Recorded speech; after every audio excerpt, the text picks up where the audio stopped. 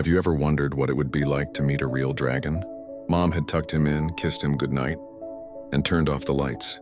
But just as Craig was about to drift off to sleep, he heard a peculiar scratching sound coming from his window. At first, he tried to ignore it, pulling his blanket up to his chin. But then came a gentle tap, tap, tap. Craig's heart began to race as he slowly turned toward his window. And there, illuminated by the moonlight, was the most magnificent sight he'd ever seen.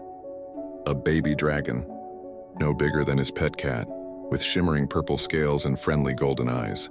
The little dragon somehow managed to unlatch the window and flew right into Craig's room, leaving tiny sparkles of magic in its wake. But that was just the beginning. You see, this baby dragon wasn't alone. It had gotten separated from its family and needed Craig's help to find them. Without hesitation, Craig climbed onto the dragon's back, and they soared into the night sky.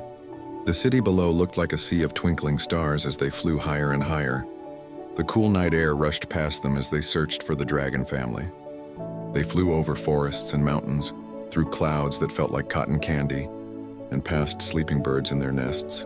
Along the way, they met other magical creatures, a wise old owl who gave them directions, a playful wind spirit that helped push them along, and even a grumpy mountain troll who turned out to be quite helpful after Craig shared his favorite bedtime snack. Just when Craig was starting to worry they'd never find the dragon family, they heard a distant roar. The baby dragon's parents were so grateful to Craig that they gave him a magical scale that would allow him to call upon his new dragon friends whenever he needed them. But they made him promise to only use it for special occasions and to keep their existence a secret. As the dragons flew Craig back home, the sun was just beginning to peek over the horizon. They got him back to his bed just in time, moments before his mom came in to wake him for breakfast. To this day, Craig keeps that magical dragon scale hidden safely under his pillow. Sometimes on quiet nights, he can still hear the distant sound of dragon wings and see slight sparkles of magic dancing outside his window.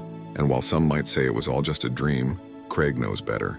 After all, how else could you explain the tiny purple scale that still glimmers under his pillow? So the next time you're tucked into bed at night, keep your eyes open and your ears alert, because you never know when a magical adventure might come tapping at your window. Just like it did for Craig,